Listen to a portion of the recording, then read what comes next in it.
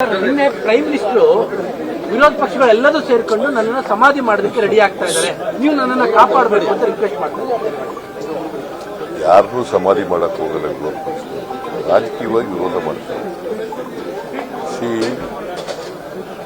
ಅವರು 10 ವರ್ಷ ಪ್ರಧಾನಮಂತ್ರಿ ಆಗಿದ್ದಾರೆ. 10 ವರ್ಷದಲ್ಲಿ ಬಡವರ ಪರವಾಗಿ ಏನೂ ಮಾಡಲಿಲ್ಲ ಅಂತಕ್ಕಂಥದ್ದು ಅವ್ರ ಮೇಲೆ ಆರೋಪ. ಜೊತೆಗೆ ಸುಳ್ಳಿನ ಸರ್ದಾರ ಅಂತಕ್ಕಂಥದ್ದು ಇನ್ನೊಂದು ಆರೋಪ. ಅವರು ಏನು ಜನಗಳಿಗೆ ಭರವಸೆ ಕೊಟ್ಟಿದ್ರು, ಯಾವ ಭರವಸೆಗಳನ್ನು ಈಡೇರಿಸಲಿಲ್ಲ ಅಂತಕ್ಕಂಥದ್ದು.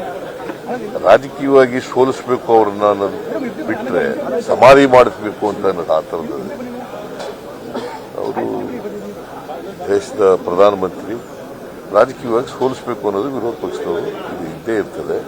ಬಿಕಾಸ್ ಈ ದೇಶ ಅಭಿವೃದ್ಧಿ ಆಗಲಿಲ್ಲ, ಆರ್ಥಿಕವಾಗಿ ಅಭಿವೃದ್ಧಿ ಆಗಲಿಲ್ಲ, ಜೊತೆಗೆ ಬಡವರ ಅಭಿವೃದ್ಧಿನೂ ಕೂಡ ಆಗಲಿಲ್ಲ.